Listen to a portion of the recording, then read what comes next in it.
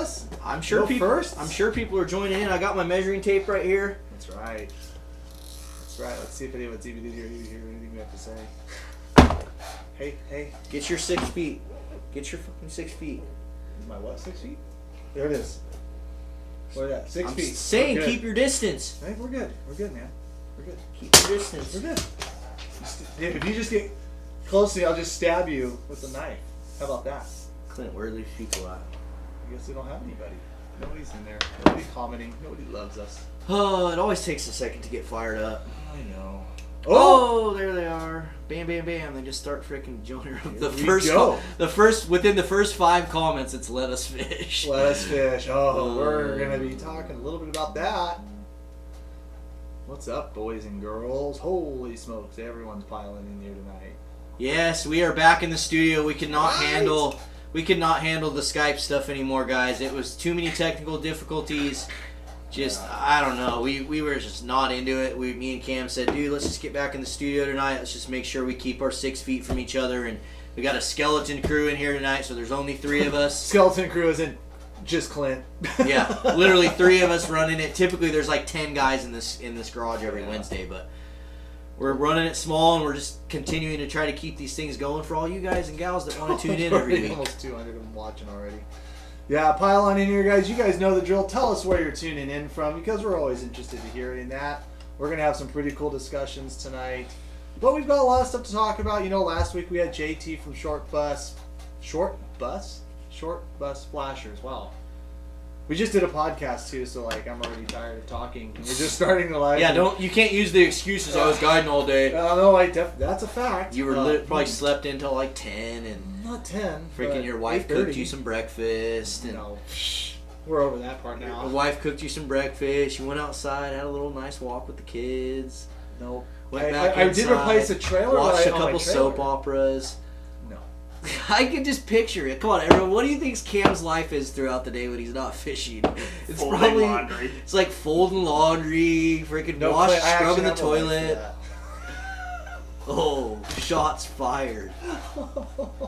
Guys, we got some good giveaways tonight, so make sure as always, you make sure that you smash that thumbs up button. Please hit that thumbs up button. It helps us on all these platforms, kind of getting these things shared out there.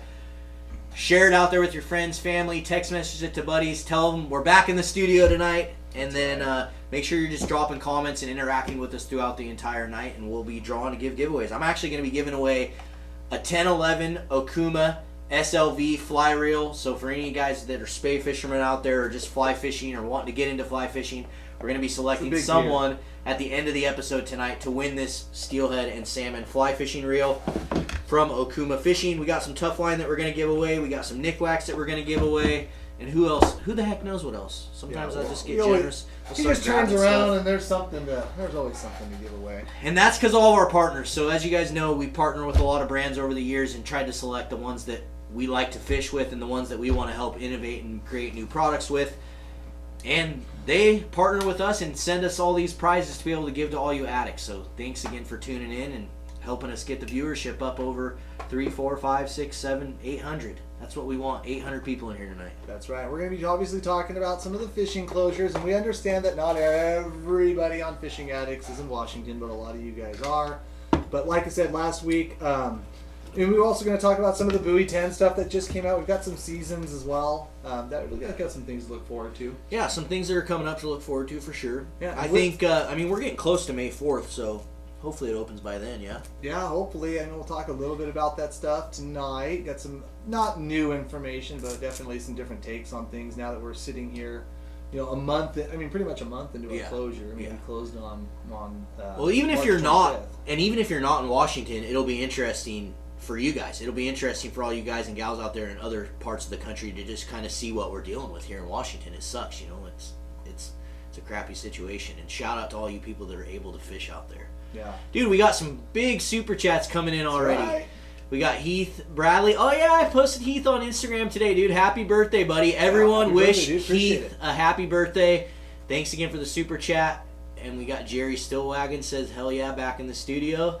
That's right. And you know what, guys? I mean, just to talk about that, we set the studio camera back so I can always keep 6. I mean, it's always good to always be 6 feet away from Marlon at any given time. Yeah. This guy can snap just like that, But I did an essential drive today. I had to get myself out here. Stopped by the liquor store. Went to the pot shop, and I've never been to one, so I decided to go to one today because that's essential. Oh, how was it? Was it a good field trip? It smelled really weird in there. I don't really understand it.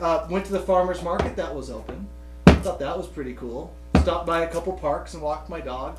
Didn't fish though. Definitely didn't fish. But did a bunch of other things. That was pretty cool. But I figured I'd swing in here and we'd do a little podcast for you guys for the studio. Yeah. We did get a podcast recorded. If you guys don't know, we put out podcasts once every 14 weeks. No, just kidding. Actually, the average time, it is about once every 14 weeks. You're really looking over the average. We've been trying to record a lot more content, but blah, blah, blah, I can't even talk. We have podcasts on all the podcast platforms, Spotify, iTunes, Google Play. So if you guys like to listen to podcasts and you enjoy our content, I'm sure you'll like those as well. So make sure you check those out. And we recorded one tonight. So. That's right. And first question I'm seeing there is fishing open in Oregon or what, Tightlines? Yes. In fact, it is actually open in Oregon with some restrictions on locations on where you can launch and some minor restrictions for salmon and steelhead in the Columbia River. Other than that, I don't think there's any other ones, but check your local rules and regulations as applied but if you're fishing in Washington or if you're a Washington angler thinking about going to Oregon, you do not need to apply to any type of fishing. Figure we'll throw it out there. Cam's getting drug tested now. Bring it on. I totally wouldn't care because obviously I did not stop at the pot shop on the way here. But that could be considered essential. So Cam did a little more than visit the pot shop. Michael Coleman, thanks for the super that's chat, like the buddy. third super chat where all you're doing is talking crap, so we got to point it out. But thank you anyways. It's worth it too. All you people out there watching, if you're on Facebook or you're on YouTube, you see it every week. People are like, what the hell is super chat? There's a little dollar symbol down in the corner. As you can see, those highlighted comments come in. So if you guys have a question or something you want to make sure that we see, sometimes the comments are filtered in really fast and we miss them. That's what super chat is. You can use that down in the corner. It'll highlight a comment. We will make sure we 100% answer it. And then also, if you just want to support the channel, it's just an opportunity for you guys to give back to us for this amazing content that we create for you. So we appreciate every single one of them that comes in, so thank you. And as always, guys, we've got our YouTube channel, and so if you guys aren't familiar with that, which I'm sure you guys always are, share that out with your family and friends. That's the biggest way that you can support the Addicted brand, so you can check out all our cool series like the Addicted South series. Clint, do you have a roll of that? Should have pointed at Clint. I can stand by. It'll be not... Sorry, guys, we're a little rusty. Oh, wait, this happens every week. Facts. Yeah. Facts. Like Cam was saying though, in the last like 3 Sunday, Monday, and Tuesday, we put out 3 brand new videos on YouTube, and every single one of them is fire. I'm just gonna say it. They're amazing. They're really, really. We put a lot of time, a lot of effort into these 3 videos. Some really cool content. So I really want you guys to see them. So if you haven't, check them out. The last 3 videos that we uploaded on YouTube, they're steelhead fishing. One of them, like what Cam was talking about, is a series, and Clint's going to try to pull it up. It's a 3-part series where we went down to Southern Oregon and explored some of the rivers that we've never been to. We've never been able to fish. So, Part 1 or 2. Just play part 1. Cool, I haven't seen it yet, so I need to watch it. Go to the top. So we'll roll a little bit of part 1 for you guys right here. And then we're going to pick a winner on somebody who's commented either where they're tuning in from or something about the pot shop or something about fishing. We're going to pick a winner to win some tough line. Some tough line, and we got some knickknacks over there too. See if I can make this work. Mm-hmm. Let's see if Clint can make this fire, and then we'll get into it, guys. We got lots to talk about tonight. Let's see here. That was when So fishing is about a lot more than just catching a fish. Fishing's about travel, adventure, friendship.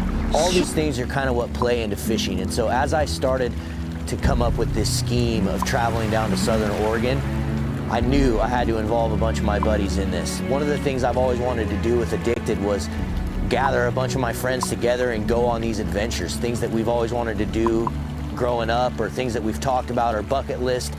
You know, and it was crazy that we had never gone to Southern Oregon. We had never traveled down and fished some of the most amazing steelhead rivers that there are in the Pacific Northwest, and that was exactly what we were gonna do.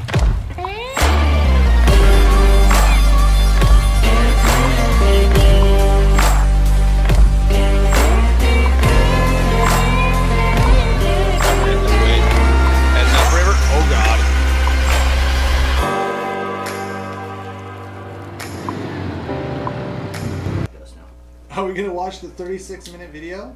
Well, maybe we will. Maybe we won't. We are not. No, we're not. But I just wanted to show you guys that. So that was a little sneak. Are we back, Clint? Yes? No? Yep. Maybe so? Yeah. You know. That was a sneak peek of the series that we put on. That was episode 1. There's going to be 3 episodes, so make sure you guys tune into that. Tomorrow at 6:30 Pacific Standard Time, the final episode comes out, so make sure you guys tune in. We do those as premieres, so you guys can get on there, watch live, and we'll get on there and actually interact and hang out with you while we're all kind of watching it together. It's a pretty cool little way to do it. Clint, we got a winner for this tough line. We got almost 400 people in here. Taylor Knight, thank you for the super chat, Taylor. buddy. And then another one from Mackenzie Meek. Thank you, guys. Appreciate it. I freaking love it when all the super chats come in. You guys are amazing. Thank you. I just love that we're back in the studio. That's a fact. That is a fact. There You're it kind of is. leaning over my way, though, dude. I need you to freaking push. I am like on the push edge. left. We measured this out. We're Push good. left 4 feet, please. We're good. There's your winner. Who do we got? Jesus Salgado, Lodi, California. It's either Jesus or Jesus, one of the two. Thank you, buddy. From you, where's he from? California? Lodi. Lodi. Wow. Well, congratulations, dude. Yes, man. You won yourself some tough line. So make sure you shoot us an email to orders@addicted.fishing. Orders@addicted.fishing. Include your address and make sure you tell us that you won the tough line, and we'll get that shipped out to you. Thanks again, and thanks to everyone. You know, as I say it all the time, if you guys aren't sharing our content and thumbs up in it and doing all those things, we can't grow like we've been growing. So it's because of you guys that we're able to continue to get bigger and bigger and bigger, and the bigger we get, the cooler the things we can do. So like Cam said, the more you guys share our YouTube videos and thumbs up it and do those things, it helps us a ton. So please continue to do that. We truly appreciate it. We really do. I'm not ignoring you, I promise. What are you doing, Clint? What are you doing? Let's see here. I don't want that. Throw it at him. Throw it at No, him. It'll don't be touch me perfect. with that. That's right. Let that. Dude, sit I there for washed like my 3 days. hands. Yeah, no. My hands No, are. for I sure. dipped them in hand sanitizer before this thing started. Yeah. Well, last week, guys, we had JT tuning in, and even though it was tough on Skype, one thing we didn't talk about a lot was we didn't talk about like building some of those spinners on monofilament or fluorocarbon leaders. So we're going to talk a little bit about that tonight. Figure we're going to talk some closure stuff, going to talk some buoy 10 stuff, or some lack thereof, I guess, of buoy 10, or some different things with buoy 10 and forecasts and seasons, and any of the other questions that you guys got going on there.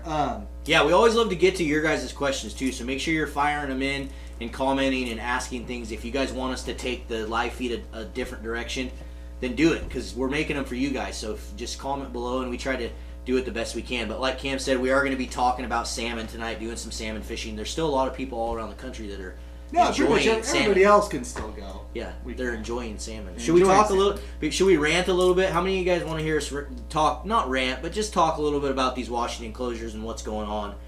Say yes, you do, or no, you don't. You're over it. That's what I want to know. Yes, I want to or know no. how many people want to know about it. Yes Oh boy. or no. Yes or no. Do you guys want to know? Hear Cameron us should talk a little bit raffle about- off a guided trip, Seth. Yeah, that's a great idea, except for we don't know when we could even go fishing again.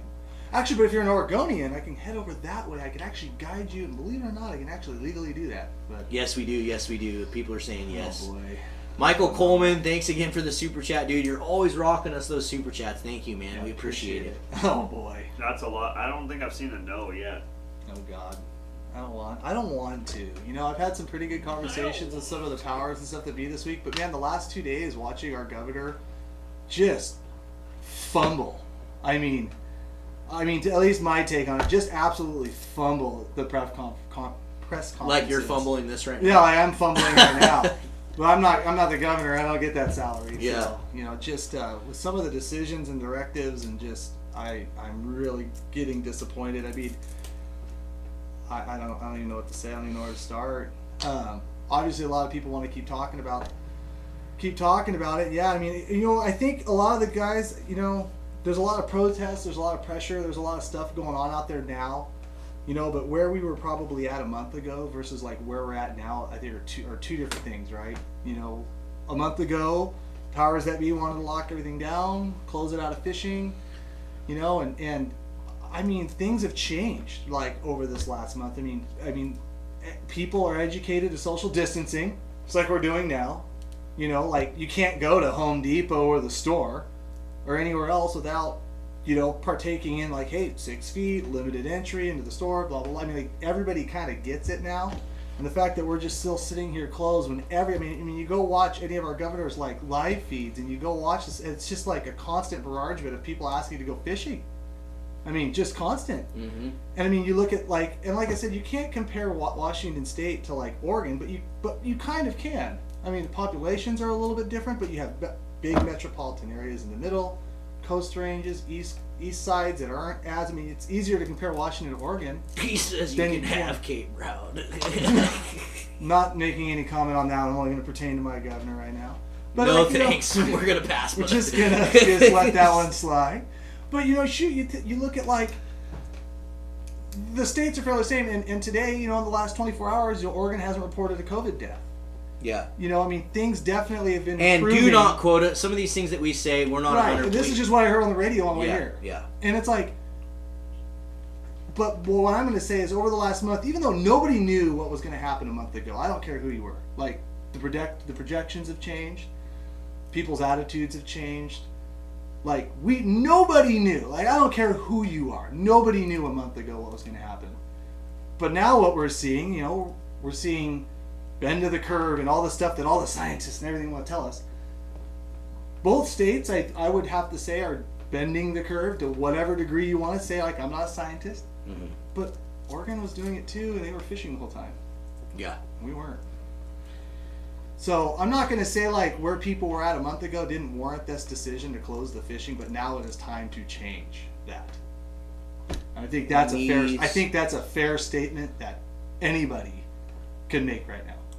100%. Like it, we need to get open. Fishing needs to be open. If it doesn't open on May 4th, I'm just going to say it right now. I think it should be open before that. I think it should be open tomorrow. I agree. It's not. There's no. I mean, from what I understand, it's going to happen on May 4th, and if it does not, May 5th, you can bet your ass I'm going to be out there fishing somewhere. Well, I think a lot of people are very, very have that attitude, are very tired of it. I'm not going to advocate for people doing illegal activities, but I think there's a lot. It's just very disappointing how we're going to get. I mean, yesterday, I'll just say it. Illegal by whose law? Illegals by whose law? Well, whatever. Because in my opinion, if I go and I get the Washington Department of Fish and Wildlife regulation book, it says it's open. Yesterday, they said that there was press conference and there was some talk.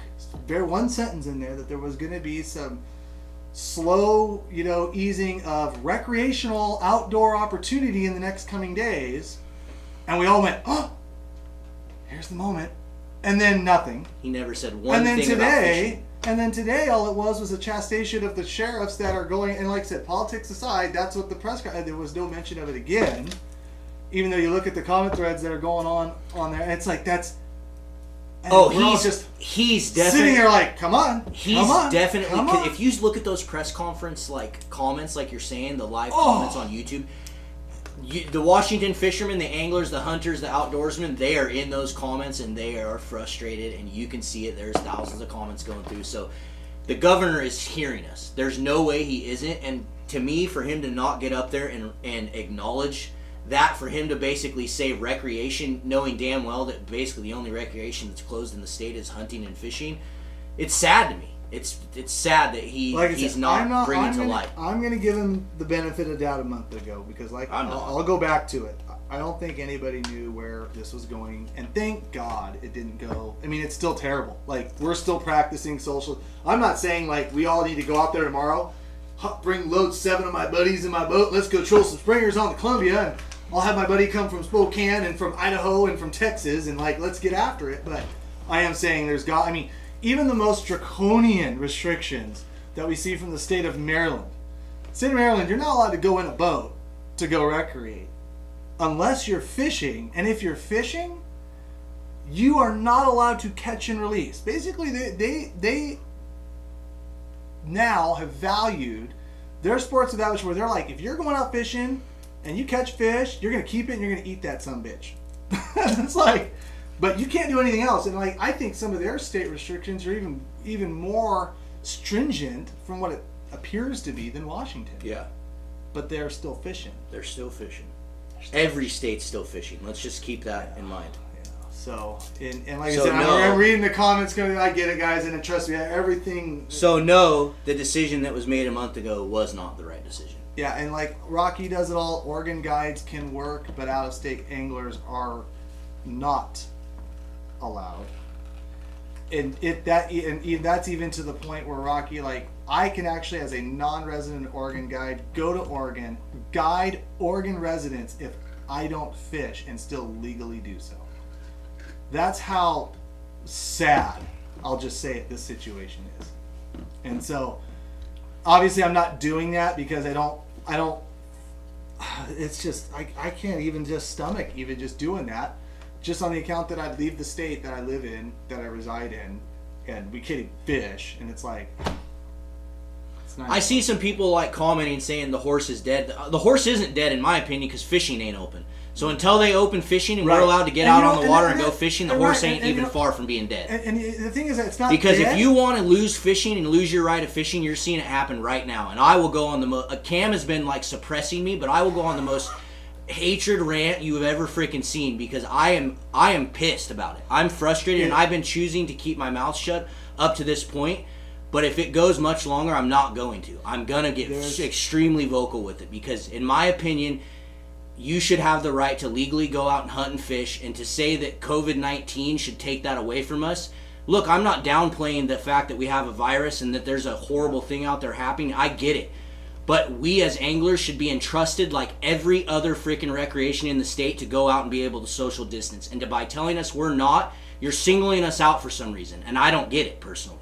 Right, and I think the implications of this are going to be really interesting because November's coming, and I'm not one to get into too crazy politics, but I'm just saying whether you're on one side of the fence or the other, November I think is going to be very interesting because I've never seen. That's the thing. This closure is not going to go away, Bert. Like every day, Washington anglers don't fish. When they see that opening at the end of the tunnel, more of them are going to want to fish. Every day that it's closed, it's not something that closes and then eventually dies down and goes away.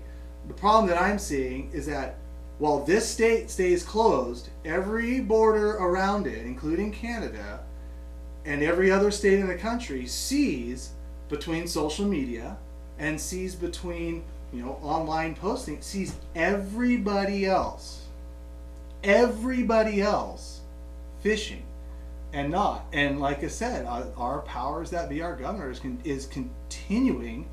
I mean, there's no way that they're not seeing the message or getting the message, but it's just continuing to ignore us. So no, this is only going to get worse. This is only going to continue. This is only going to build. I don't want to see it build. No. I want to go. I want to take my kids bluegill fishing, damn it. And I'm not saying this as a guide. Truth be told, and I'll say it, and I'll probably get a lot of hate for this, I don't think guides should guide until hairdressers can cut hair. It's a business interaction. That is, and right now, non-business is essential. I'm just as pissed about it as everybody else. I get that 80% of my clientele is from out of my area. Yeah. If not more.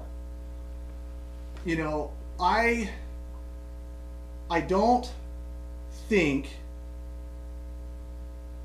when we have this discussion of opening fishing, I don't think guiding should be in that. Yeah. I just don't. Not yet. Not yet. Maybe the day after, okay. Maybe 2 weeks after. Maybe soon after. But I just don't feel like that's yet because I feel like we should have been fishing 3 weeks ago. Yeah. But I don't think we should have been guiding 3 weeks ago. Yeah, because like you were saying in the podcast, there's no way for you to fish without. I mean, you have to be distant. At the end of the day, I mean, you're gonna be really. And hard that's why I to haven't. social And that's why I haven't gone out of state to guide and actually work. 'Cause I'm not one of those. I'm not one of those other guys that want to go out and necessarily. I think everyone, like I said, nobody knew what was going on a month ago. And so, I see that comment, that super chat there, and as much as I appreciate it, it says Kelly Sussman, the director of Washington Fish and Wildlife, is who to blame. I'm not necessarily going to put all that blame on Kelly Sussman. I'm not. And like I said, I don't care anybody commenting on there. On March 23rd, we all thought that this thing was going to go a completely different direction than it did. Thank God. Man, we did the right things. Media did a good job. We did the right things. We're bending the curve. I'm not a scientist, so we did the right things. But, okay, it's time to go. Yeah. I'm over it. Yeah. You know, We got a bunch of super chats too, Clint, that we missed. I don't know if you can scroll back up and let us just call those people out. Sharon wants to know if you want your burrito. I want my burrito. What the hell? No. Babe, I'll eat afterwards. Thanks. Love you. Yeah. Couple more up there, Clint, that I think we missed. If you keep scrolling just a little guys. bit. Might have been one more. Yep, I think that was the last one. So Tony Utton, thank you so much for the super chat. Appreciate it. Cameron, you got it. We got Phil. Thank you for the super chat. Fishing It, thank you for the super chat. Looks like none of you had comments. You just wanted to say thanks for that you support us, so we appreciate it. Bring Sean in and have him talk about what he does. Here's the thing, David. Sean doesn't talk. We would love to bring Sean in to talk about what he does. We can't even get him to talk to He us. can't even get to talk to us. Like, he does not. He's not a talker. He is a visual. Like, he puts what he wants to say out there to the content on our channel. You could stand next to him and do sign language. Like We the could maybe press have like a conference. ventriloquist thing or something, like move his mouth and like talk a little bit, but he just doesn't talk. We got another one from T-Man Chris. Thank you, T-Man. You want to see him talk? I took about a sturgeon episode we filmed when we did some keeper sturgeon in Astoria, and that was like the most he talked. He just lands this big 49-inch keeper. He's like, that was cool. Like, that was it. That was like the most he talked all day. So anyway, Steve Nielsen, thank you for the super chat. And while we all want to blame, WDFW, I think it's we shouldn't. A lot of times these guys are on our sides. It's their job to be on our sides. They don't want to have to do what they've done, laying off their employees and these people that they have working for them and stuff. And so, some of the things WDFW does, we don't agree with, but at the end of the day, like they're fighting for us. They are. I see it a lot. A lot of them hunt, a lot of them fish, and I think it's so easy. It's so easy for everybody to sit here, and myself included, and have like perfect 20/20 vision of what should have happened. Yeah. But at the end of it, but what? The protests are going to get bigger though, right? Like, Right, and so I say going forward, just like last it's Saturday. Yeah. It's not going to get any better. And like I said, the more and more the sportsmen are getting mad and engaged, I think is going to cause more and more of a referendum in November. I really do. Slater fishes all day. I'll take Marlins. That's No, the best dude. super chat ever. My burrito. That's my burrito, dude. My burrito. Well, shoot, that tells you right now that Sharon can sell burritos for $10. $10 burritos. $10 burritos. Fishing It says, come on, guys. Thumbs up the channel. Thanks for having my back. Yeah, how many people do we have watching? Did everybody just check out and turn away? Oh, no, there's over 500 of you watching between both the YouTube and not Facebook. Apparently it didn't scare you away. Well, it's good to have a bunch of you guys back in here, too, We dude. miss I know you guys. the Skype thing was it was brutal, in my opinion. It was a little rough. Let's just say that. I think if we could get the technical aspect of it figured out, those Skype things would actually be really cool because we could bring in some people from around the country. Like we could bring, like I was texting Kevin Van Dam the other day. It'd be sweet to bring him in. Dude, we need to. You know what I mean? So like, Are those guys even? I've been watching his life. he's got like private ponds and stuff. He's been fishing. But they're not the tours. They've been not- fighting hard too. Yeah. They've been fighting hard because they're recreational. Like they can't use power boats. Right. So he He dropped the lawsuit on him. Yeah, a group that he supports is suing to get the power boats back online. Please make Dean. We appreciate the super chat. Please make the change in November. We need to stay together when it really counts. And Dean, like I said, I'm not going to tell people which way to vote, and I'm not going to say what. But when it comes to this issue, you can bet your ass I'm going to be very vocal about that when we clean this up and when we all look back at this. So. This guy for says sure. Skype sucks. It was Skype painful was to terrible. watch. So terrible. Dude, I think if the technical difficulties wouldn't have been so bad, it would not have been But that we bad. can we Skype like right now, Clint? Can we Skype someone's face like right here in the middle, and Yeah. they can be like our social distance? We probably middle could, for, and you're like, hardwired the next in. few weeks or months or whatever. That'd be pretty funny, actually. That would be kind of cool. Just like, here's my buddy. Just have a window right here. It'd be perfect. Clint, I'm talking to you. Clint, The echo was the problem, he says, on the Oh. Skype.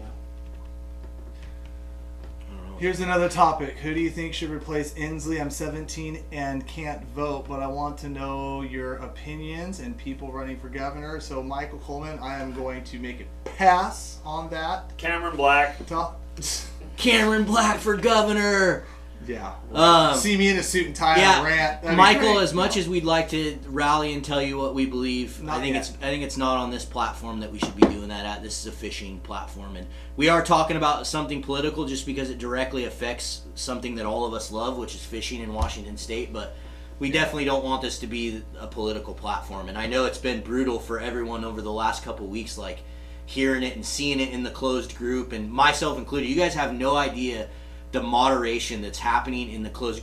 One day I deleted 93 posts out of the Addicted Fishing Forum. 93. Because so many people, that's how many people are just mad trying to like get their voice out. Well, but the problem it's not just on our forum either. No, and the problem is with a lot of those threads is it turns into like, at first it's good, I'll leave them up, you know, it's like the guy's just trying to voice his opinion and stuff, but then as soon as I start reading the comments, there's 300 comments on it, it goes from this guy saying F him and you suck and just people just flaming each other. And so we just been deleting them because they're just too hard to moderate. And so I want this crap to be over as much as everyone. Yeah, and I'm watching some of the comments I was reading, you know, a couple things like, I'm not, like I said, it's not, I don't think this issue of fishing in the state of Washington is cut, it's like all or none. I think there's like a line in the sand, and where that is drawn needs to be adjusted. I'm not going to see and say, oh, you go outside, you're going to die. It's like, probably not.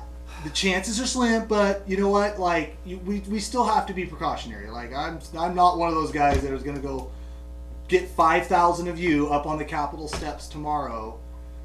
Not yet, but soon. But I'm not going to be one of those guys to do that just yet. You know, Okay, over 500 spinners and super baits. Go. Over 500. Over Well, 500? since we have over 500 people you know, a few watching, people. let's give some Nick Wax away. As you guys know, we love Nick Wax. It's what we use to wash our Gore-Tex, our waterproof material. It revives just your old material. It's great. I know a lot of you addicts out there have been messaging me and telling me how much you've been using. Like some guy messaged me, said he's been using Nick Wax for 10 years and it's like the greatest product ever.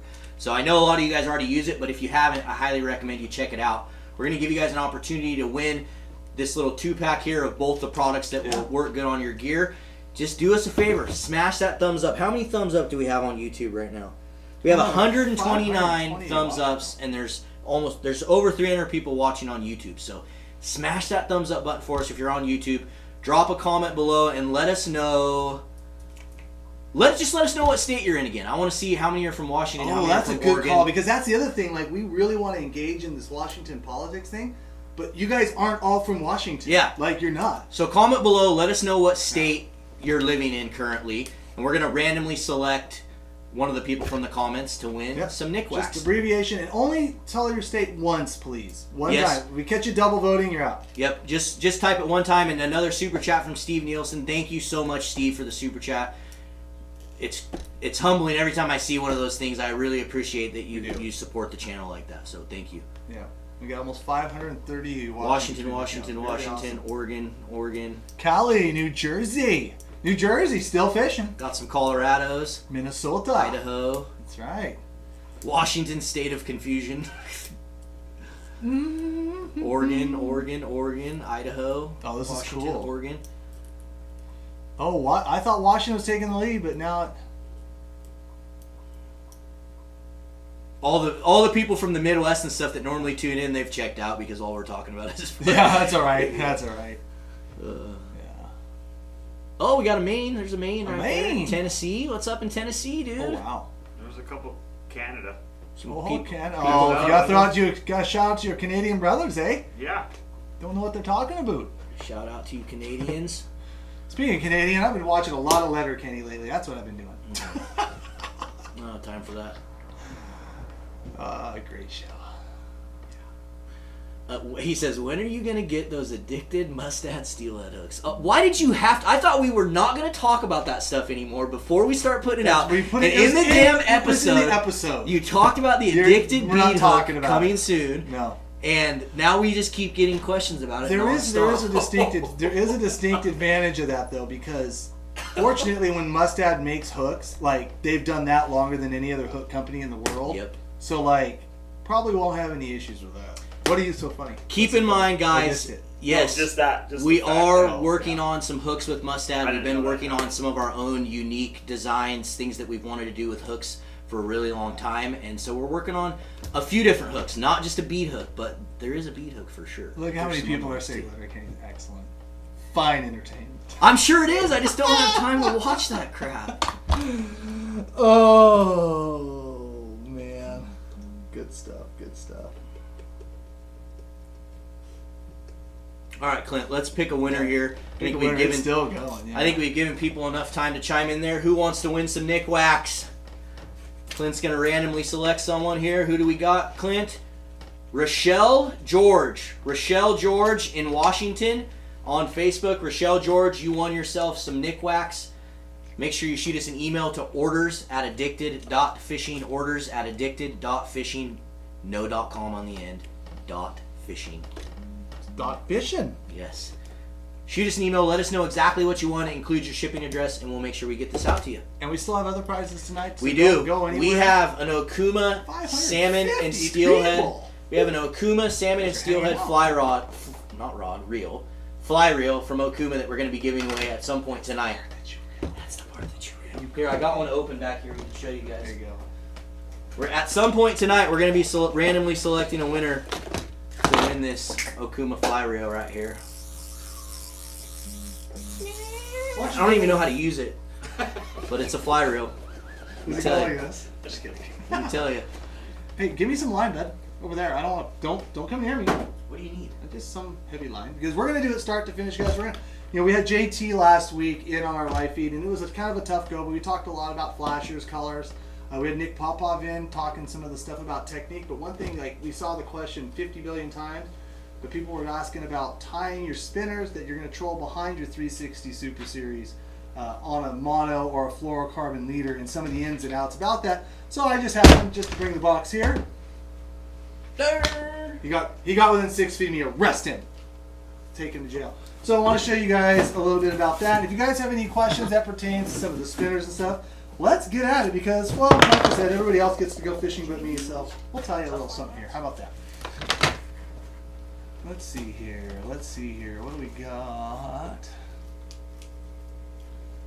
Too close. I know, right? So first thing, guys, when it comes to leader lengths, when we're talking, I'm going to back it up a little bit, because a lot of guys aren't necessarily from Washington or Oregon or understand, like, the 360 fishing. So when we're talking about 360 flashers, I went and gathered some more giveaways. I figured, hey, man, we might as well get 550 you guys in here. I think here's what we're gonna do. If we get up to 625 people, we're gonna give away a Tough Line hat and a Tough Line decal. You guys get this up to 625 people, and you guys know how to do it. You just gotta message some buddies, text message them, share it on Facebook, share it to Facebook groups, share it everywhere. And once we see that number hit 625, we're gonna select someone to win the Tough Line. The Tough Line. Chris Calhoun, I'm not going to touch my face, though, so it's no different than exchanging money at the coffee stand that I stopped at on the way here.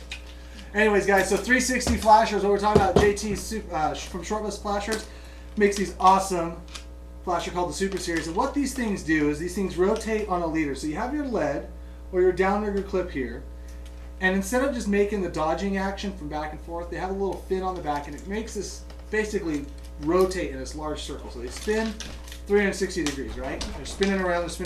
Well, behind it, you'll either have your spinner, your Brad's Superbait, or an anchovy, or a herring, or whatever else you decide to put back there. Some guys use like little spoons. Some guys use like little salmon flies.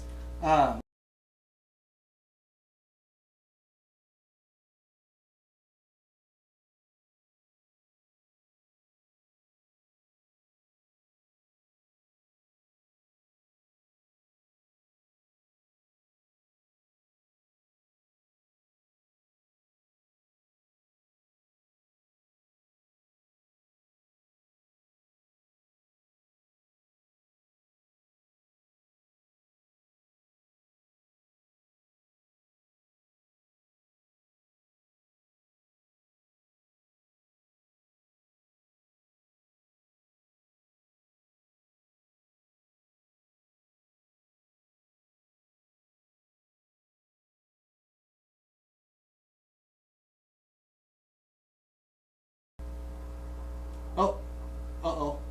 You guys... We lost audio for a bit. Oh, shoot. How much... Hey, guys. Sorry.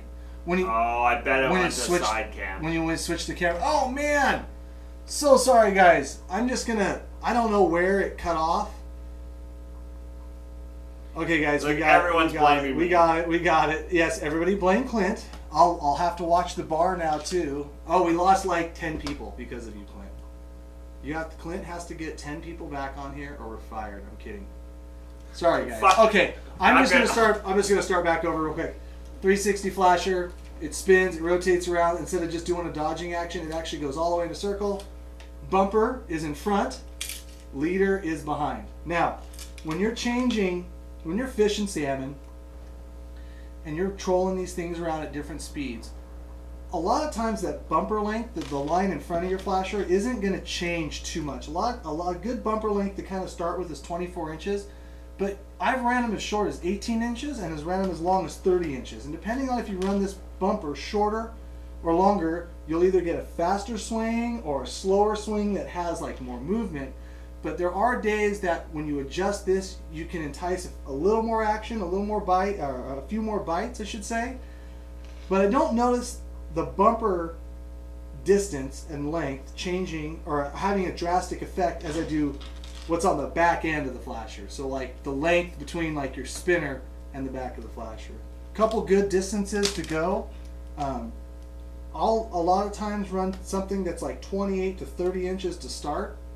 And depending on if I'm running bait or if I'm running a spinner, I'll either shorten that distance up to where it has a little more action and follows this a little more. And if you put it back a little more, you'll get a completely different action where as the flasher's spinning, it more or less gets a good pulse. Now, some days they want that bait moving around a lot and they want it really close to this flasher. You can go as short as 18 inches from behind this flasher. The salmon are not afraid of this giant piece of foiled plastic, right?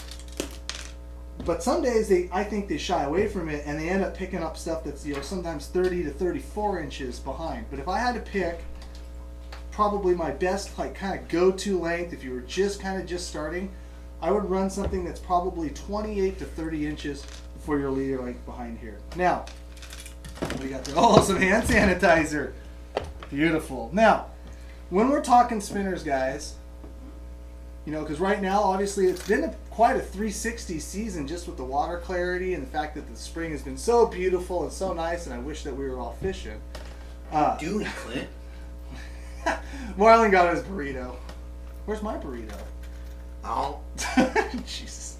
Now, a lot of the spinners that are sold that JT sells, they either come in packs of 2, which are just the individual blades, or they'll come on a spinner wire. Now, a lot of people will buy the spinner wired ones and run them because guess what? They work just as good, they're just as effective.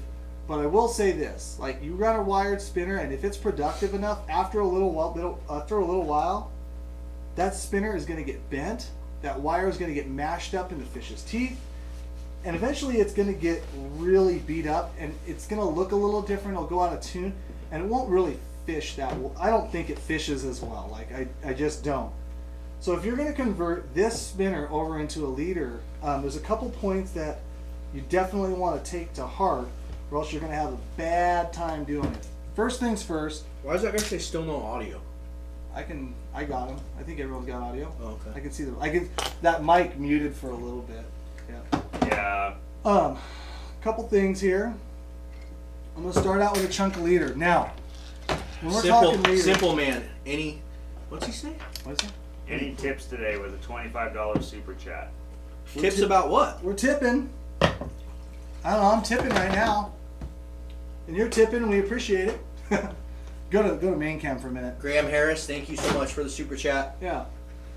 So one thing that I'm going to do, and I'll talk about it, and I probably shouldn't talk too much about it, but I will say this: like your biggest thing that you can adjust to help successfully land salmon on a 360 rig more than anything else, more than a release, more than your rod, more than how much lead you is the hook that you use. Like I am absolutely convinced that the hook that you need and the size that you need, especially for landing big fall salmon, has more to do with landing fish than anything else. hook configurations, whether you use one, whether you use two, whether you use singles, whether you spread them apart, whether you keep them together, whether you just run one because you want to get a little more action, a little more bite. All that comes into play, but at the end of the day, if you're fishing a spinner and you're not using a size 2 Mustad triple grip from KVD, it's KVD triple grip, you are not landing as many salmon as you can. Kevin Van Dam, the greatest bass fisherman of all time. Yeah. Who'd have thought that the greatest, most winningest bass fisherman had some influence on making a hook that has got the right strength, that's not going to bend out, that's sharp as nails, or sharp as... I was going to say something else really bad there. Nails aren't really that sharp. I know, but I was going to say something else there, sharp as something... Anyways, super sharp, and they've got these bending hooks. Go side cam. Sharp as what? Needles? Tiger claws? Tiger claws, yeah. And they've got these bend-in points. And in the size 2, that's the size that's going to get it done when you're running... That bend-in point is the key. Look at that. Yeah, that bend-in point. And then, yeah, obviously, this is a brand new hook. And they're So it's 2X not strong barbless. too, right? These ones are not. And what I found with the Mustad triple grip is I do not need the single X shot. I just need the standard. They do make these in a... They make them in an X and a 2X strong too. But if you run with the size 2, it's just got the correct strength, the correct wire thickness, and this happens to be a short shanked hook. Sal got it. What's that? So this is a short shanked hook too, guys. And one thing about a short shank is the distance from there to the bottom of the hook is small. Like a standard hook is going to be about that far out. I like the short shank hooks. You can go back to me. I like the short shank hooks because when I'm using bait, I like them. I think they're a little lighter hook. They seem to stick really well. But when you're tying up your own spinners, it doesn't really matter. So if you go to the store, you find that size 2, Mustad, KVD, triple grip. If you find a short shank or a long shank, it's not going to matter to you as much if you're running the 3.5 spinner. There's a pack of them, I think, behind you if you want to side cam them. Oh, we probably should because we really need to. So we got these. We got the new pack and the old pack. Let's go new pack and old pack because I really want to stress this because people ask all the time, oh, you hook all these fish and you lose them and you do all this crap and I've lost I lose like 80% of my fish. Well, this is why. I'm just going to throw it out there. I'm going to say it and I don't care and I'll say it till I'm blue in the face. Those are what you're looking for in a size 2. Triple grip, treble. Size 2. Money. Money. You're With that said, You're going to tie one up here and show yeah, people? so we're gonna go right start to finish on this. So, get your hook. Now, if you want to do 2 singles, you want to do a single. Maybe you can't use triple hooks because of rules and regulations where you're at. Just don't do that. Size 2. It's not a big enough hook to where the fish are gonna shy away from it. And you can use size 4. I use size 4s for my springers, I'll be honest with you. But we're talking fall. We're talking like a lot of the 360 fishing is definitely more in the fall. Yeah. Even though this year with conditions being low, they've been very productive this year. We've talked about this on the live feeds. Anyways, hook. Now we're going to talk about leader. 40-pound minimum. Minimum. With springers too? For springers too. With this kind of action on the flasher, with this kind of movement and presentation that you're trying to get, it's not one of those things where it's like a bait of eggs sitting in the hover hole where the fish has time to go up, dissect it, look at it, ponder the universe. Maybe I'm going to bite it, maybe I'm not. He sees this giant whipping flasher coming by. Here's this little spinner moving around behind it, Superbait, whatever it is. Mm-hmm. And he is right now. Like, he's coming. He's not going to have those fish. I guess the difference would be like, what would the difference be? I mean, comparing it to like steelhead fishing. It'd be like, you're subtly drifting a bait of eggs in clear water, or you're like rocking a spoon. Yeah. Like, that's the type of bite. It's not a, I'm going to come over here and pick it up kind of bite. Yeah. It's like, I'm going to freaking kill it. With that said, 40-pound mono, you don't have to go any lighter. I don't care how clear the water is. In the fall, we fish some of the clearest, brightest, sunniest day water. Don't go anything less than 40. Because if you do, you're going to hate yourself after that. So what I'm going to do is I'm going to tie just a double clinch knot just to kind of get it started here. You can egg loop them along the shank if you really want to. but just tie a good strong knot. Make sure you're cinching it down correctly. I want you to talk to his comment. Because you've talked to me about that before. Where? I don't know which one. Ben Hogland, pin that. What's it say? Up, Clint. Right there.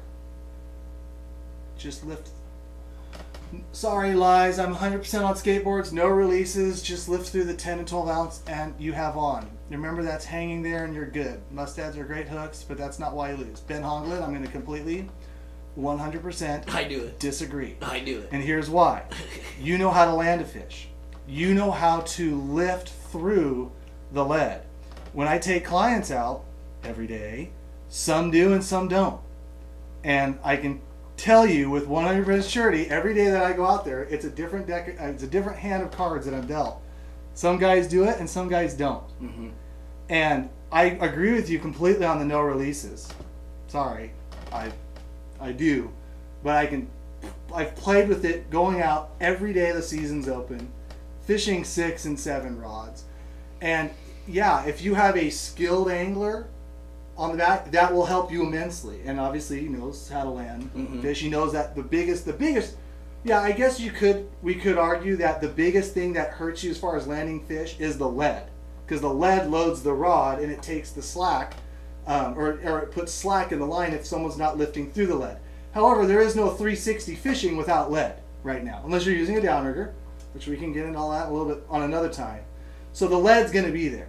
So after the lead, something you can control is the hook. So I'm going to say it again, it's the hook. Yeah, and I've heard you give that lead talk a bunch in multiple seminars. Right, and you know what? He is right. You know, the biggest thing and the reason why you need a good hook that has a turned-in eye, that's the right strength, that has the right bite, is because of what he's saying. It's like what will happen is the fish will get played out, and they'll start to bring the gear up, and then they'll see the fish, or they think they're pulling on the fish, but they're really, the rod is just being loaded to the lead, and the fish is like skating forward. And that's why so many anglers will talk about losing a lot of fish right at the side of the boat. And like I said, at that point, your hook matters. Your hook matters. Yeah. There's lots of people, size 2 on the triple, same size for the single, a size 2. No, you're going to want to do like a 2-aught or a 3-aught, but we're just talking trebles today.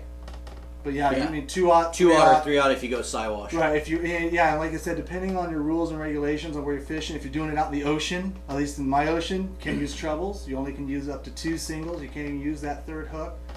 So yeah, you definitely want. Anyways, so we're talking trebles today. But you did say singles, so people are asking. Right. So yeah, singles no. Size 2 single and a 360 fishing heavy gear and a 12-ounce lead is probably not going to be a good combination. You're going to want to look at like your 2, your 3, and your 4-aught.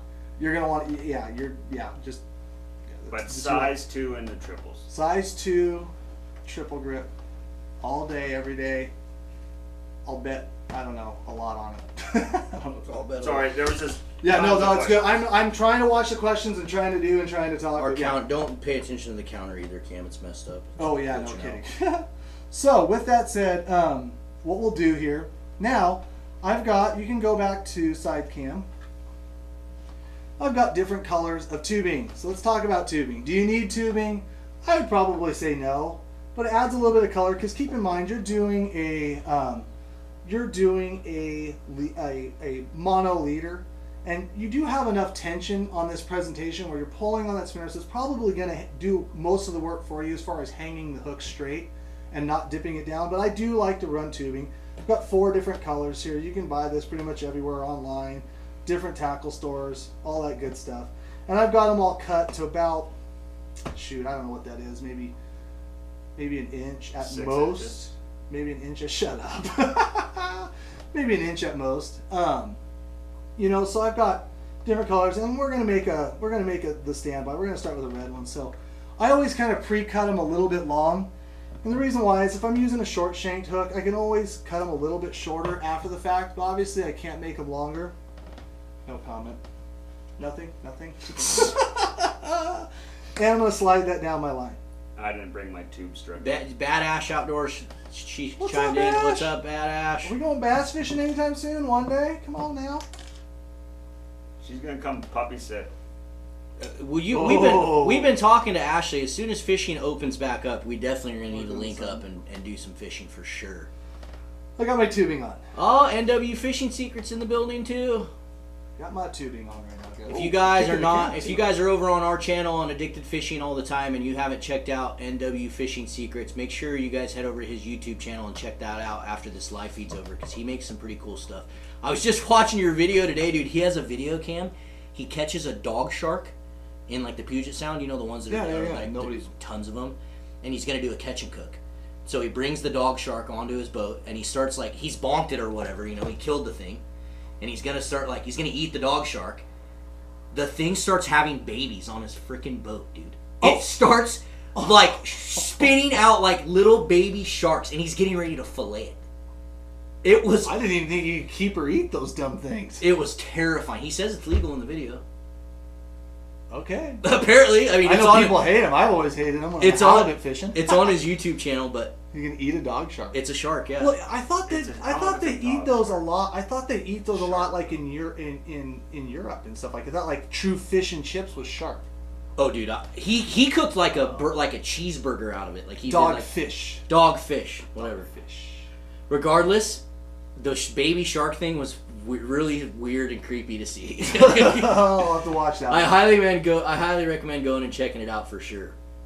What? Ashley has a new video on her channel? Said the new one is fire. I'll have to go check it out. I didn't know she uploaded a new one. Okay, sorry guys. I didn't mean it. I just had to tell that shark story because I just watched that like today. 580 of you guys. So now one thing I do, go back to side cam.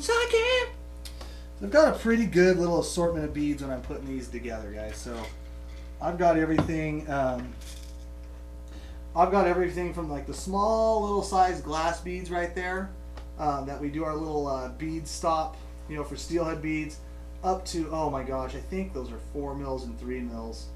But I've got a couple different assortments there, and I'm not going to be able to really describe it. You're going to get the idea here in a second. But when I put this tubing on, sometimes if I cut my tubing a little long, it gets kind of like, it doesn't have like support. You see how that kind of would bend in there? So what I do is I find a bead that's small enough to run down inside that tubing just to give that a little support. Now if you're looking for the beads the bead size that you really want,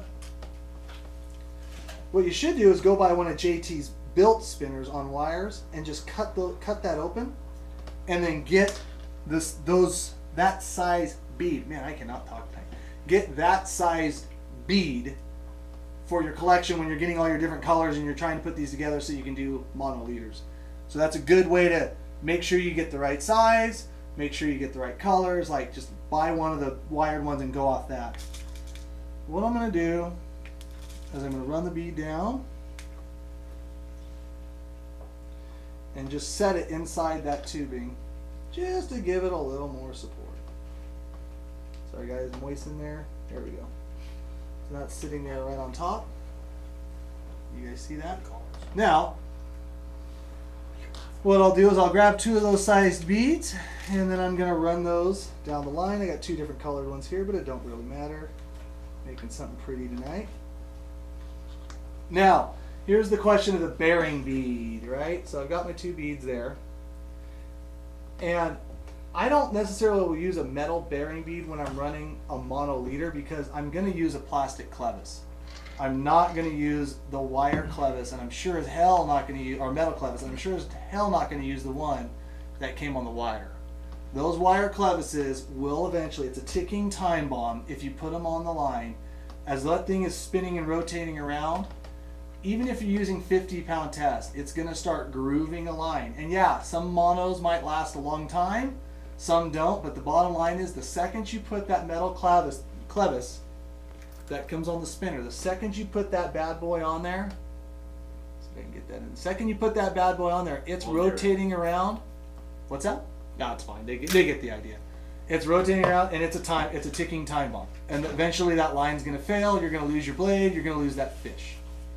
No, Don, there is a point buying the twist head. If you want to run wires, Don, to rebuild your spinners, you can. We're just talking mono. We're just talking leadered spinners because 1 million people asked us last week, so we're just on it.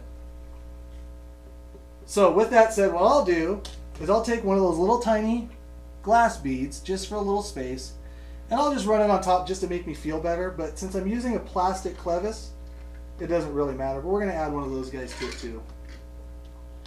Now, these are the plastic clevises that I really prefer to use. There's a bunch of different ones out there.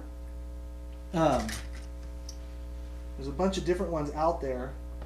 I got 2 of these little black ones there. And basically, these are the kinds that don't have the adjustment where I can take the blade off and put one on. So whatever I tie up on this clevis is going to stay on that line. And they call these Gotzums or Gitzums. It's Gotzem, and so a lot of the sporting goods stores do sell them. And I can tell you this right now because I'm just feeling generous tonight. JT feeling sells super nice. JT sells on them? his website. On his website. Go there. Yeah. But here's what I am going to say. Do not bother looking for these in August or September to try to find them. Oh. No. Do not bother or waste your time trying to find them, because you will not find them because they will be gone. And then you will go to the store, and then you will try to buy some of the ones that have the detachable clevises, or you'll try to buy the other ones that are wired.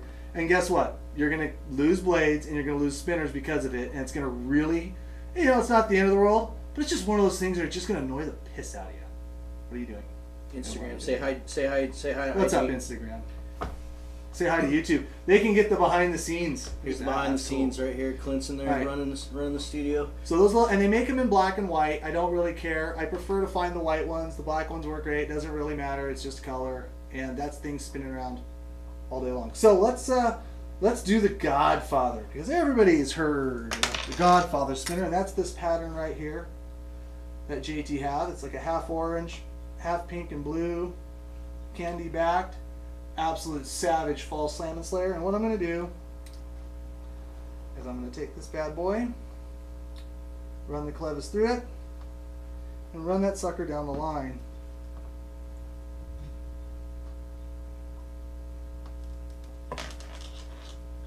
And wham, wham, wham, wham. Here you go. That right there, ladies and gentlemen, is all you need to tow behind a 360 Super Series from Short Bus.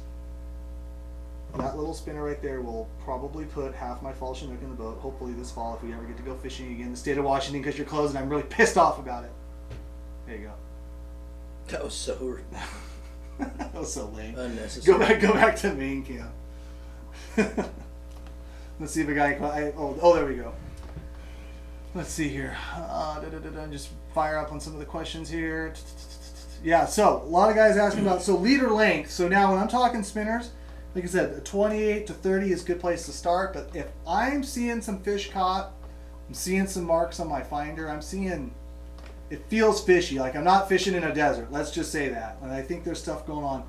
First things that I'm going to do when I'm trying to get those fish to tick is I'm going to change that leader length. Like I said, I'm going to adjust that. I'm going to go shorter. I'm going to go longer. Because that leader, I'm going to change that leader length probably 5 times before I even think about adjusting the bumper. And hopefully I can find something that makes those fish tick. So and I actually do have on the side of my boat when I'm adjusting leaders, I've got a bunch of pre-tied ones that, I've been out fishing the last 3 days. This seems to be doing. That's kind of where my gear's at. But I do have a little tape that's notched off on the side of my boat, and I'm throwing. I throw a real short one on there, throw it on the bow rod. It gets lit up a couple times. It seems to be that seems to be what the fish are telling me to do. I'm going back and I'm replicating that through all my rods, and that's where I'm going to make my adjustment. But yeah, it seems like I said, it's so simple, but man, it's deadly. If you go back and go back to some of the Addicted Life episodes we did, you and Sharon and Phil. We're using that set. I was just using Godfather Spinners, and so you guys, I can't remember what episode is it, but it was last September in our boat. We were doing it like start to finish. So if you guys want to I wish maybe Clint could put that link up there. If he's paying attention. Maybe not. Guess For not. what? He's not paying He's not attention. even paying attention. Way to go, A link Clint. to something about you and A Phil link, and Sharon a fishing. link. Corey, A link to we got a Addicted super chat Life from Corey. He episode. says, "What about the spring speed clevis?" Okay, so those ones will wear out your mono over a very long period of time. And I do like them. Worth Company, I think, Corey, is the one that actually, I bought those things in bulk from them. But what he's talking about, for those who don't know, they have it's a wire, and it's in a really tight coil, and then it has like a little, the end of it is like hooked up and bent back in on itself, and then I think even around the coil. Yeah. I do like them. I lose if I had to use a detachable one, a clevis that I could detach my spinner from. It would be that, but I still lose spinner blades in the net, especially. And it seems like they get them in the net, all that twists up, and there's all the hooks and torque and the mesh, and it seems like. And then I look down, I can see my spinner flittering away. So you still lose, and they're not. I don't think they're bulletproof. I did not do that. Christ, Cameron! I did not do that. Well, this is what happens when we have to make the studio because we have to keep our social distancing. Why are you breaking stuff? Dude, stay away from me. Why are you breaking stuff? Stay away from. Sorry, guys. You guys, that American flag right there. Yeah. An awesome Addicted fan made that and sent it to me. So shout out to you, man. Super awesome. Appreciate that thing. We try to put that in all of our content. Yeah. And I totally forgot what I was talking about. That was kind of he said it was all your fault. Everyone is. Oh, the clevises. Yeah. So if I have the option and I'm thinking, pay attention. Hey, pull up the Addicted Life video. Right in the face. That was the one we did last fall with the 360s, and post the link up for people, please. Man. Everyone says the flag falling is Clint's fault too. Oh man! There's a lot of people that need work right now. I'm sure we could find someone for his job pretty quick. Please God! It's really sad that we weren't able to actually do the low hole Clint movement. So we're gonna have to move that to the fall. Oh, don't- this fall? Are you kidding me? Oh, Yeah, there'll be fall. ample time. Yeah. And then he's got a jet for his boat too. And since we are supposed to have a pretty decent run of Chinook this year, I'd imagine he's gonna want one day to go up into the tributaries, probably the one in my backyard. I'm a low hole to live in snot out of. Oh yeah. It's gonna be so fun. Yeah, with 7 actually good baits eggs, but yeah. It's gonna take you forever. Let's see how that goes for you. Bring popcorn. How many of you guys out there know that you can go back and there's actually a playlist on YouTube, Addicted Life, and you can watch all the Addicted Lives that throw the link up there. We've made from the very beginning. Right. If you guys want to really see the 360 fishing in the Right water, there? nope. Don't do that one. Do the newer one. It's not like episode 60 or 80 or something. It's like episode 70 or something. We don't have the number in it. Keep going down. It's the scent one. Remember the magic scent oil. Oh yeah. It's Keep magic. going down. Oh, that one? Yeah. With Phil? Yeah. Just type in Not Phil, Rob. Type in Addicted Life secret scent. Yeah. That's what it is. Sorry guys, we're trying to find this Yeah, video we're gonna so pull we it can up for you show, guys we because can if you show you guys some really real are life. interested, and over 500 of you guys There it are is. still here, Yeah. so we want to make sure go watch these episodes. I mean, there's some, you can see what we're doing, how we're fishing it, and we're doing exactly what we're talking about on all. I mean, every single one of those What are you were. doing? No, just bring it into the the link. Put the link for people, Oh, I was gonna say just bring it into the thing though. or so we they can watch see the it. intro. I can do the intro. You want that? Yeah, I just wanted. Well, you could copy the link in there too, so people could find it later. Yeah. But I just wanted them to just see the spinners, exactly what we're talking Yeah. about in action. Okay. Yeah, we can do that, and then we got more to talk about too. We don't need the Addicted Life intro.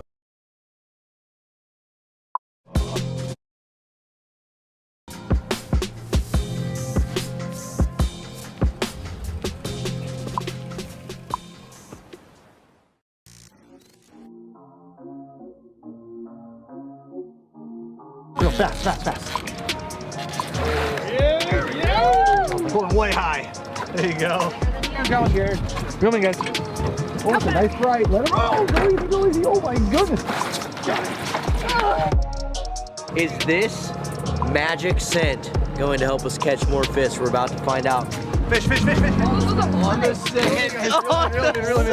That one is not going Secret scent. in my boat. Dude, I just put salmon blend on there. Coming under that boat. Going under that boat.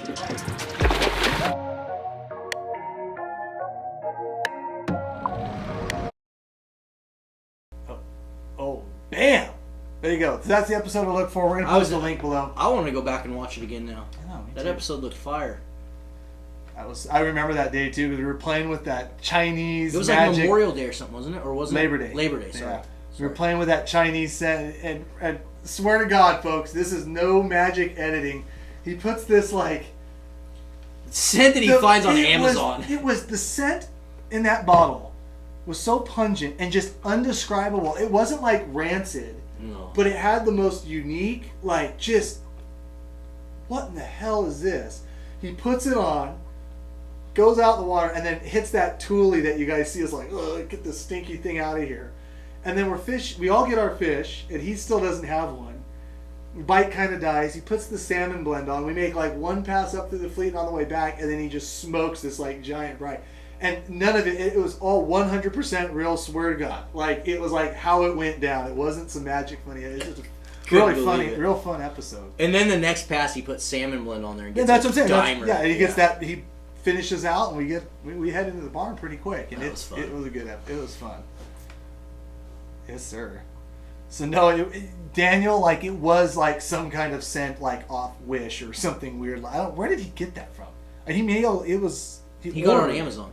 Just Amazon. Yeah, he just got it some random scent. I mean, it had all this like Chinese writing. Yeah, it was like what? And the scent was, no, it was nothing close to WD-40 Kyle. Like no, it was.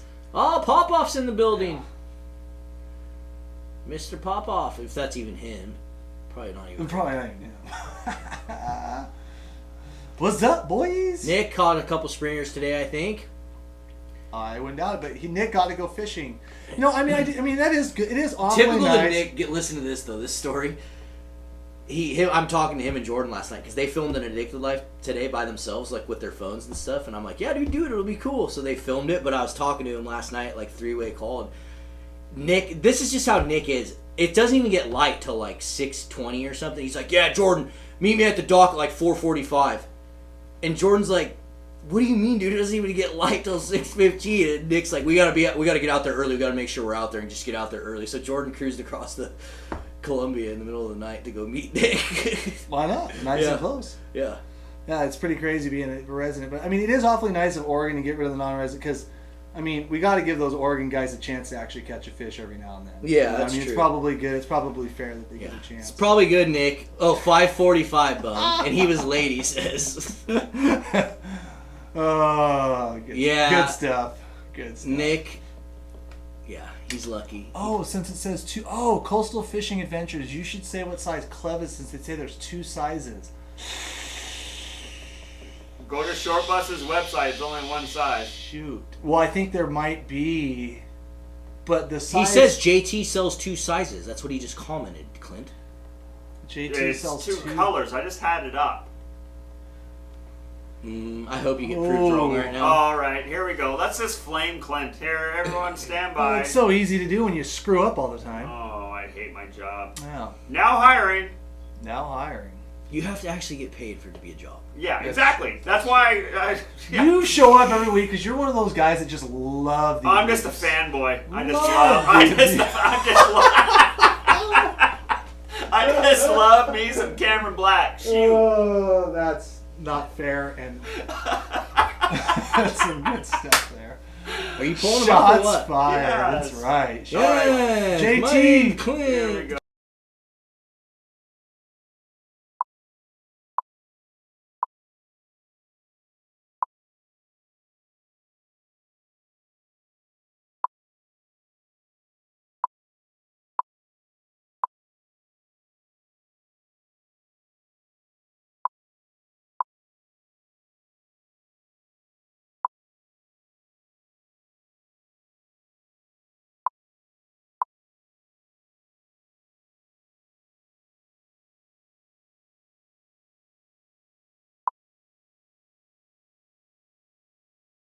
I end up buying is always like the one size that it just seems like the retailers carry.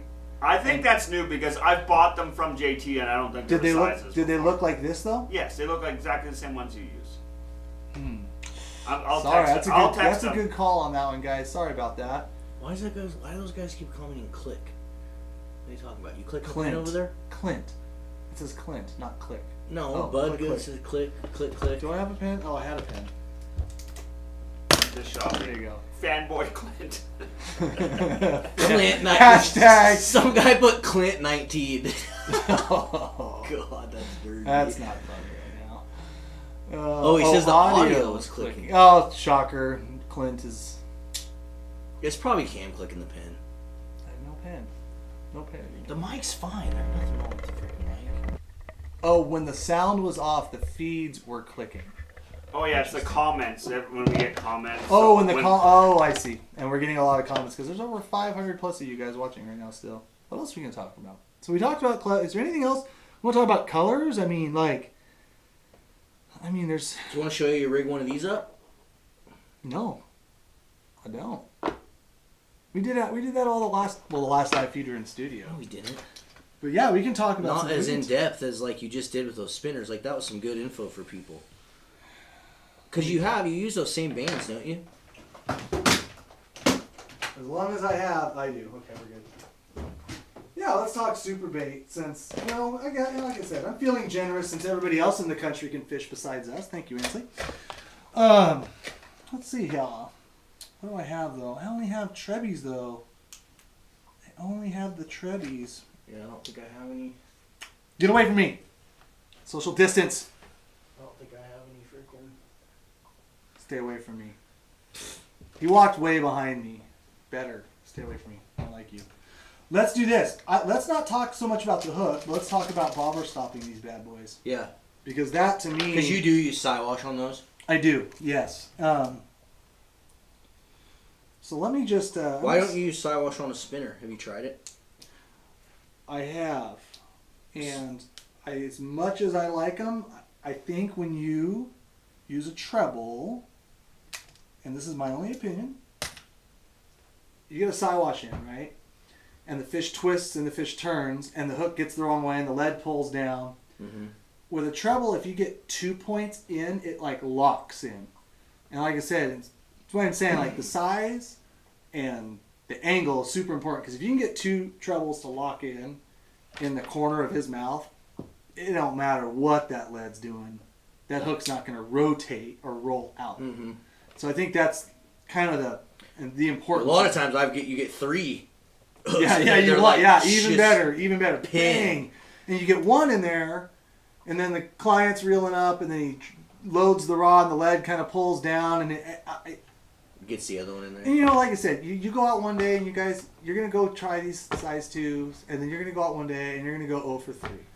And then you're going to be I got an answer from JT. Oh, beautiful. He says, mono 40 pound and up, use the large. Larges. Less than that, use the small. It's the bore hole in the ends. I personally use the small on big game 40, but the manufacturer says use large. I haven't had issues though. Yeah, I'm guessing that picture of the So it's just the size of the hole. Yeah, It's the hole in the clevis. And what did we talk about? Large. Go large. Go big. Yeah, so he says large then.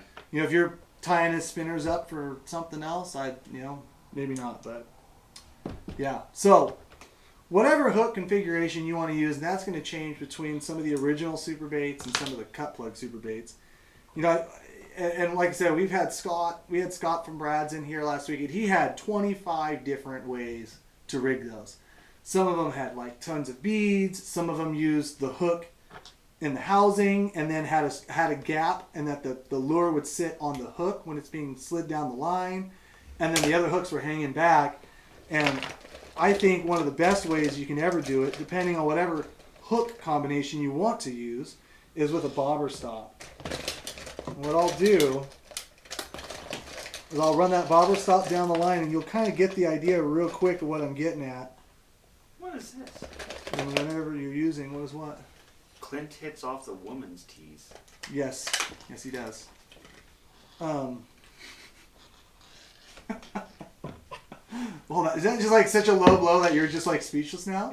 Yeah. Clint's like shaking his head. You shattered him. I'm filing my hostile work environment and whistleblower. Yeah, and go ahead and go after all the commenters. There's over 500 of these guys watching live right now. If you want to do that, go right the heck ahead. All right, guys, go side cam. Side cam. So one thing, you guys, when you're tying up your stuff, put that bobber stop on the line. And I just have the treble hook from the spinner that I tied earlier. So we're just pretend this is a 2-hook rig. This is a treble with a 3/0. Pretend this is whatever you want to pretend, whatever hook configuration you got. The importance is just the bobber stop. And all I do there is I just make sure that I run a small bobber stop bead and then a minimum of a 6mm main bead up the line. And then I'm going to run pretty much whatever damn super bait I want to run. And the advantage of that is when doing so, I'm not going to have all those extra beads, all that extra weight, all that extra drag. And if I want to switch out between an original and a mini, or I want to switch and do this or do that, switch colors, whatever, it's super simple because I don't have all that extra gear in there. Depending on what hook combination I have, hook down, sorry buddy. Depending on what hook combination I have, I can slide that down even tighter to where the hooks are just past the point of the bait. And like I said, give me a mini there, buddy. You use those tied ones. Do the rubber ones work for that? I like the tied ones because I can pull them really, really tight. I can pull them, and I'm using 40-pound mono, so I can wrench on those. Dude, I think this should be an addicted life. Like going out. Hold on, before you get there. Catching one. So like I said, I've got, now this is a mini right here. I'm just going to rig that up. Yes, dude, I'm doing it. I'm going to get one on it. You change your hook sizes from the mini to the... I don't, not from the mini to the original and to the main. If I'm using a kokanee cut plug, obviously I'm going to change a little bit of the size. I'll definitely bump those down, but I don't find myself using the kokanee cut plug as much for shaduk as I do out in the ocean for coho. You can see, like, I can just adjust that. I can trim that up a little more. If you want to be real fancy, you can tie that. But the idea is that you just don't have anything on there, and so you can get a really good spin. You leave them that far back? Not on that guy. I'll run a double hook rig, and I'll put the hook points to where basically it's not going to catch on the tail. The first one? Yeah. I'll run them like that. Yeah. Now, obviously, you hook a fish. A lot of times that pulls down. It gets moved in that. But you just move it right back. And you're back to fishing. And like I said, everybody in the world has tied these up and then ran like 8, giant 8mm beads there and stuff like that. And I think it just gets kind of gaudy. You just got a lot going on there. And I think if you just go like that, and I'm not too worried about like hiding the hooks because like I talked about with the spinner, that big flasher right there, I mean, it's moving around, it's doing its thing. And this fish isn't coming up and, I think I'm going to look at this and decide if I want to nip it. Like, he's going to come up out of left field and smash it. Like, he's not thinking twice if he's moving that far. How do you hook your herring heads on there like Pop-Off? Just slam them on there, buddy. You mean, you mean like when you're in the ocean, like how do you put that herring head behind a mini when you're coho fishing on your single hooks? Yeah. Yeah, that. I recommend it. Highly. Highly recommend it. That right there's the juice. Oh boy. Go to side cam. Let's see the side cam. Get away from me. So this is the new addicted cut plug. Side cam. This is the new addicted cut plug. It's available by Mustad. And as you can see, it's got lifelike bendability. It's got chrome flash. You can inject it with ProCure scent. Doesn't blow out. You've got, for some reason, you have like a size 6 treble here. I don't understand that. Because the only thing you're going to catch with this are fish that will be 30 pounds and above, and that's it. You will not catch anything else. It's not a KVD triple grip. It's not a KVD You know what I triple just did? It's because I just pulled the rigging out of Brad's and put it on that thing. That's just terrible on every level. Yeah, so it's going to come in a few different colors, flavors, and sizes. Yeah, that's that. Yeah, and you never have to switch your bait out. You can run this the whole season. The other good thing is you soak it in ProCure oil. Right. And the other good thing is that you'll never have to clean fish, and because this bait will never get ruined, and you're never going to catch one. I mean, it's actually what the department's going to require us to use these. This year, I'm dedicating an entire addicted life to catch one on those. Make sure when you go to mustad.com you use the discount code when ordering those. Melissa says, this all sounds so wrong. Well, that's because it is. It is. That's those used to be a thing, though, I heard. Yeah, you know, I bet it was a thing. When you have 2 million coho out in the ocean, I'm sure I could drag bare hooks around and get bit. Maybe when plastic baits were first invented. Dude, you guys can't tell me this thing don't look fun. This thing looks awesome. It's not with Cam's face in it. Oh, hi. Terrible. Yeah, there you go. Dude. Look at that thing. Looks just like a herring. It's fire, dude. Available and for $29.99. Yeah, we're gonna sell these for $39.99 a piece. But you'll never have to buy. But you'll herring never again. have to buy herring again, and honestly, you're not going to have to buy much ice or cutting board or fillet knife or anything like that either. It'd be great. I still do want to catch This one. is actually the recommended bait from the NFS, believe it or not, from the Native Fish Society. Oh yeah. It's their preferred way of. And then you got to throw it with a spare hook in. Terrible. Let's give that prize away, and yeah. Yeah, I think it's time. It's 8:15. Oh yeah. Gaffney's like, stop it. Trust me, buddy. I think your herring sales will be okay if we start marketing it. Think you'll be all right, bud. Gaffney's trying to like throw the shade over your guys' eyes. That's all he uses, dude. He's the like guy who catches all like the best herring in the Northwest. This is all he This uses. is all he uses is a plastic rubber thing. It's a plastic. It's not even got the cleanest cut, and yeah. We do need to catch a bass on it. Oh, that would happen. Oh, that would totally happen. Yeah. Well, yeah, they'll eat a freaking hot dog. Yeah, no kidding. Oh, that's right. We can't go do that though because we can't fish in Washington. That's right. All right, Clint. We have for all you addicts that have stuck with us throughout this entire cast. We have an Okuma salmon and steelhead fly reel. We're going to be selecting someone to win this thing, but we got to come up with a good question to get people fired in here. Should we I've got some, but I don't want to say. Well, once fishing's open back up, what are they going to go chase? What species? Yeah, that's only for Washingtonians. We got people from across the all country. over the place? Yeah, what are we gonna do? True. You got to get a good question. Sorry, guys, we're drawing a blank. We're trying to think of a good We question. gotta get something good.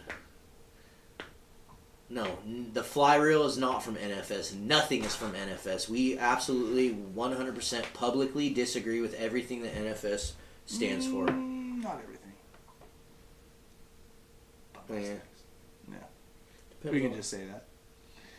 Well, I guess they are doing some good habitat stuff. Yeah, you know.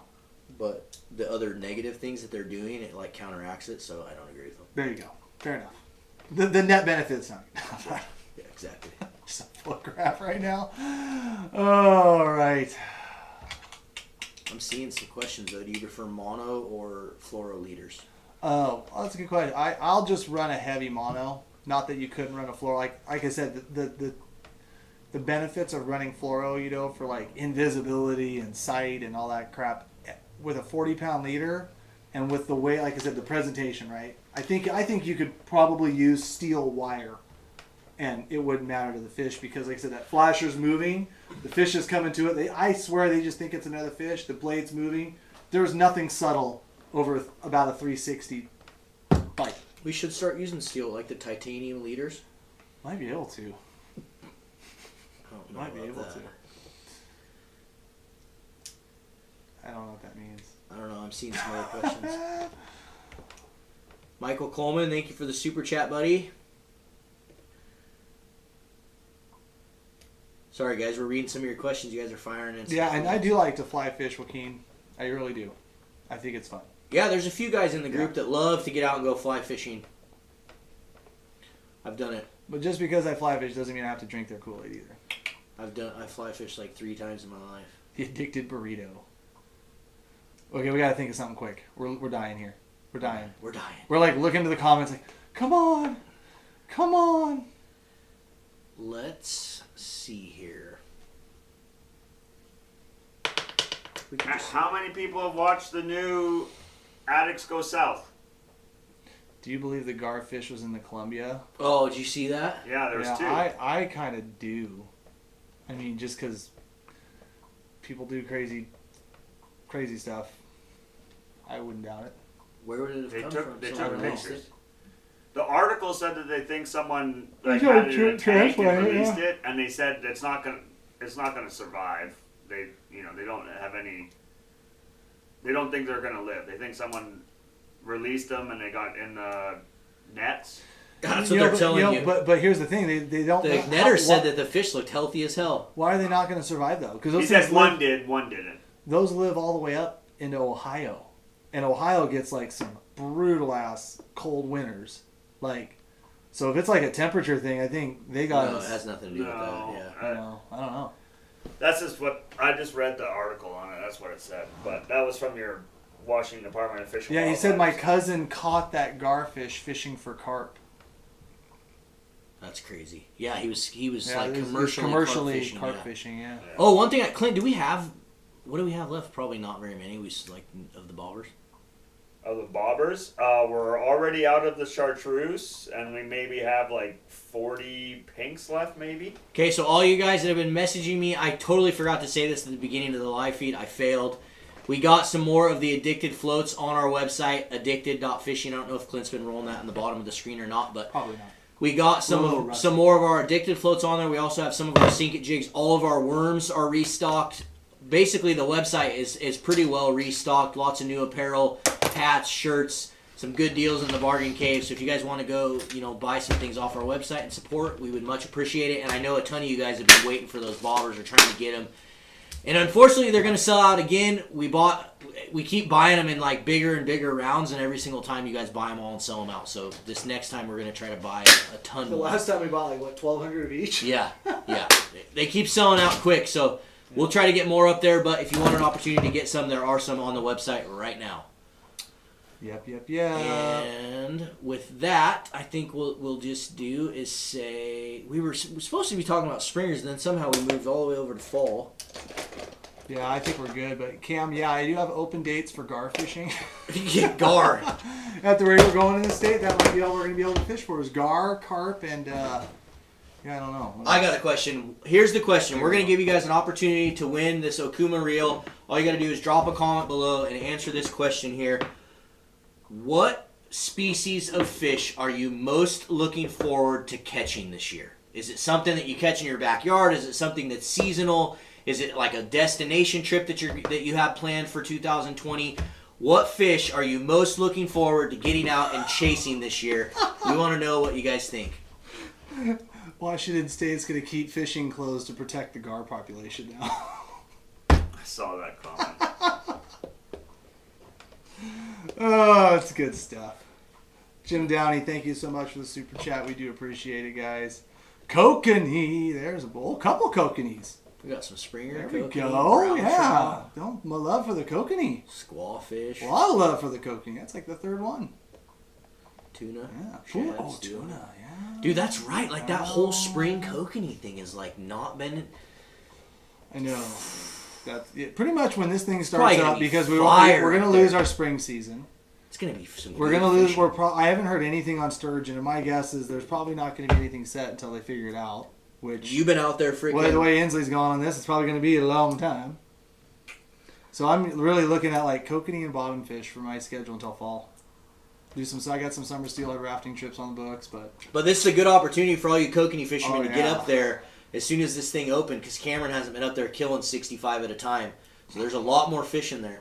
yeah, they're always in there in June after I kill 65 at a time all Just year long. kidding. But there'll be more this year. You think they'll be smaller now because they're not being caught? Good question. I don't know. I don't know if it had that drastic of an effect Yeah. that quick, but who knows? I think Good there's gonna be question. some bigger ones. No one really knows because we've never been closed to all fishing like this long. I wish they'd freaking get like 5-6 pounders in some of those lakes. Big 7 That pounders, would be 8 so pounders. Kill sick. more of them. Yeah, but they gotta have the food source too.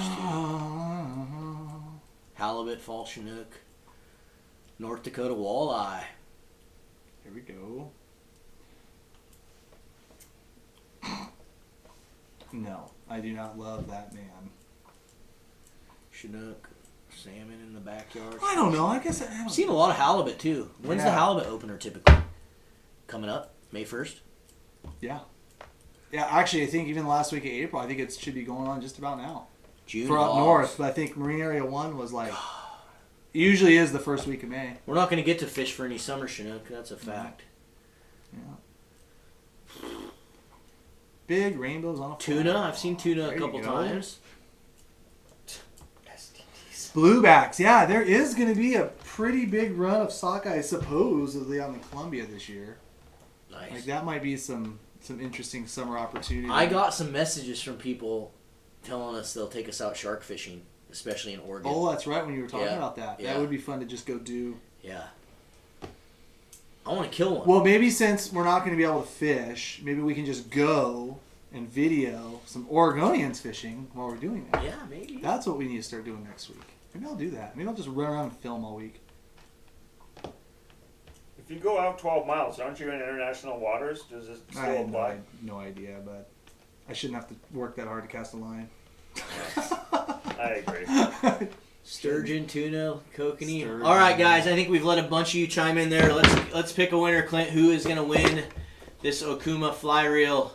Do it. Snatch one up. Get off your booty and start doing a I'm random. taking a break. Will you quit being annoying? Ethan, All right, guys. We're not picking a winner because Clint's not doing his job. Ethan Luna, thank you for the super chat, buddy. We appreciate it, bud. And we'll be back next week. And There's your damn winner. it, we better be fishing. There is your winner, Kokanee, Fall Chinook, Buoy 10. He's my man. He said multiple things. Disqualified. Disqualified. Just kidding. Bummer. Just kidding. He said Kokanee first, though, so that's good in my book. Oregon Bow Love Hunter, you won yourself a salmon and steelhead fly rod from Okuma. Be sure to shoot us an email to orders@addicted.fishing. Includes your shipping address, and exactly what you won, and we'll make sure that we get that thing out to you. Clint is way too lazy. Boo, Clint. And guys, you know what? Keep doing it. Keep your voice. Keep making your voices heard. Keep sending those emails. Keep doing what you're doing. Keep protesting. Keep it up. Like Stays on. I wish we could do something a little more official at this juncture, but we really can't just yet. But we might get there soon. That's all I can say. Where we at? This is trolling, Clint. That's all we at. I think All right, that's guys. it. I don't have anything else. I already gave an update I'm about just the reading. website. Lots of good stuff on there for you guys to take advantage of. Make sure, I've said it a few times in these live feeds before, if you don't follow us on Instagram, make sure you guys head over to Instagram because we've been trying to keep up to date, doing lots of stories and stuff throughout the week. So if you want to keep track with us more on a daily basis, make sure you follow us on Instagram and watch our stories. And I think that's it. I think that's all we Anything on got. Hatchery and Wild, I failed on that. I needed to get a hold of those guys beforehand, except for there are some movements out there that are talking about listing some Northern Oregon steelhead. And some of the data they're throwing out there, they're trying to make the claim that, 90% of all the fish are fish wild steelhead are gone, but then they throw it in from like the 1920s. It's like, well, a couple things have changed since the 1920s, buddy. So that's their statement. But we'll get on that here soon enough. Yeah. Alrighty, guys. Well, that's it. It's like you've said from the beginning with that Hatchery and Wild, too. It's a marathon. There's a lot of stuff that's always constantly happening in the back end. Dave Shamp and those guys are working around the clock. Absolutely. So just know that there's things that are happening on a daily basis with that stuff, and we're going to keep pushing it and grinding it. And it might take a couple years. It might take, who knows, but we're going to keep at it for sure. That's right. Not going anywhere anytime soon. All right, everyone. Thanks again for tuning in. Don't forget, tomorrow, 6:30 Pacific Standard Time, we will be putting out part 3 of our series, Addicts Gone South. And you usually start at 6 o'clock the premiere, so people can go in there and chat at 6. Yep. So check that out, guys. 6 p.m. You can get in there and chat, and I think that's it. I think I'm going to go make a couple essential stops at the pot store and the liquor store and the farmer's market on the way home and drive over all the rivers that I can't fish. You're stupid. Later, guys. All right, see you guys on the river.